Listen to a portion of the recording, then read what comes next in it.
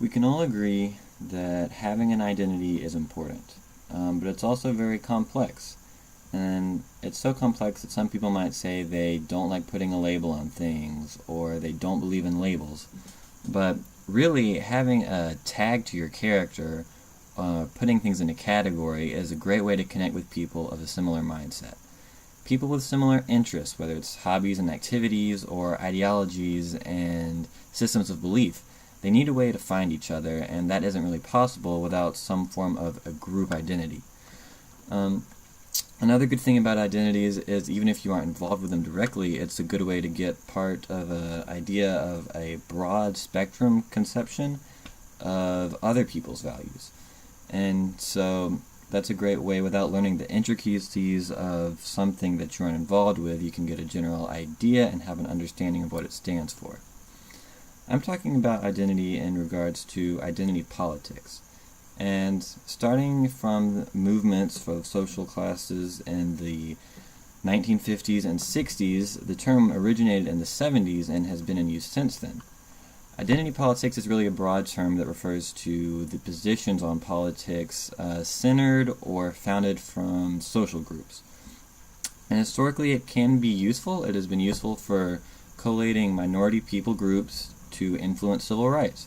And this influence could be changing laws, which could be seen as recently as the 2015 somewhat controversial Supreme Court case that legalized gay marriage rights for all marriages of same-sex couples, I guess. And it could also, and I'd say more importantly, be just changing society's perception on issues, changing the way that people think about things. That's the best way to influence anyone. And so we don't vote every day on issues, we don't have court cases like this every day, but the influence is seen every day, and that would be seen in something like music. Every musical genre has a target audience with its own subculture, and while it doesn't necessarily have a political agenda, in many cases it has. Folk music, rock music have had very strong political messages, but those are very general. In cases of genres like punk or reggae and hip-hop, they're tied to specific plights of different people. Punk music is mostly associated with, I guess, the working class pride. Reggae promoted the Rastafarian movement, Rastafari religion. Hip-hop has had a lot of things, and it's really had a strong depiction of the cases of lower-income black communities and being unfairly treated by the police, the judicial system, just the everyday struggle that goes with that. And these might be things that need to be brought to light, that were important, but sometimes it can be negative things that most people would agree on aren't contributing. And so in the same case of hip-hop, while it shows some of the negative things that they're subjugated to, that also illustrates things that they are part of a problem of, such as the mistreatment of black females in the black community. And even if that's unintentional, some are intentional. Music is used by some separatist idealists, from white nationalists and black nationalists, that most people in society would agree is not helpful, it's not contributing. And the way this finds itself in the issues is you're exposed to these types of ideas all the time. It affects the way you think, and so that affects the way we make our decisions. And sometimes these are legal decisions, the way we vote, who we vote for, whom we vote for. And sometimes they are just us sharing our opinion, and that's influencing society. So that's another way that we're influenced, and the way we influence. In politics, most people don't like politics, and the problem I have with politics is that the issues are almost always more complicated than the average person realizes or cares to realize.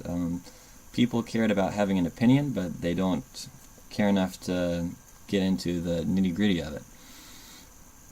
And I think we shouldn't have so many opinions. For instance, Michael Jordan, he tried playing baseball. That was not successful because he was a basketball player. That's his specialty. He wasn't just a basketball player, he was a shooting guard, or So it's important that we recognize that even the best people have specialties. Athletes have specialties. Mechanics have specialties. There's transmission experts or engine repair experts, and doctors have specialties. The smartest people all need to specialize in one thing, and so politicians also have specialties. Legislators mostly only work in a few committees, and while they'll vote, they really only are expected to be experts in one thing or a few things. And so most people are not professional politicians, so it's ridiculous that we have so many people with strong opinions on everything there's had to be an opinion on. And this is, I think, largely based on identity politics. Now, in the standard political system, you get your uninformed opinions from a political party, whether you're, in the United States, a Democrat or a Republican.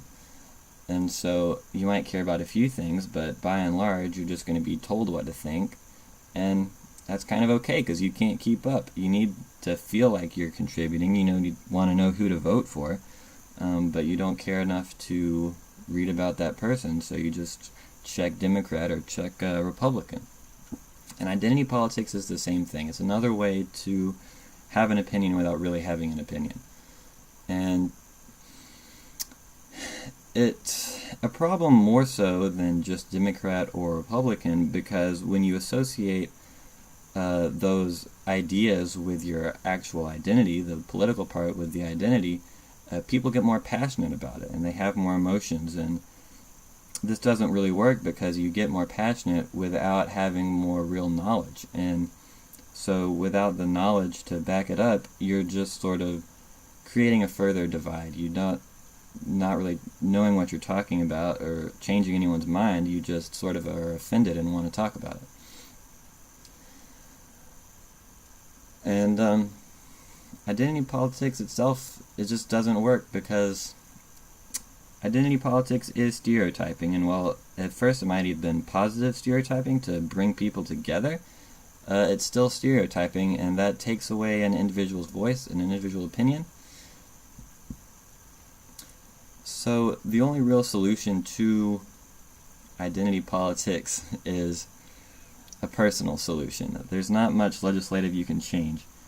More political parties would help that, but that's not identity politics. Identity politics is to just be more involved and not get your opinions based off of how you think you should have an opinion. You need to read about it and ask yourself why you believe what you believe, and maybe change your opinion on something.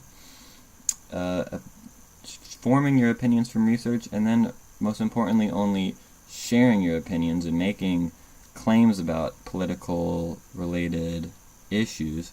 If you can validate what you claim, if you can substantiate what the opinions you have, that's when they need to be shared, and that's how real political discussion promotes society.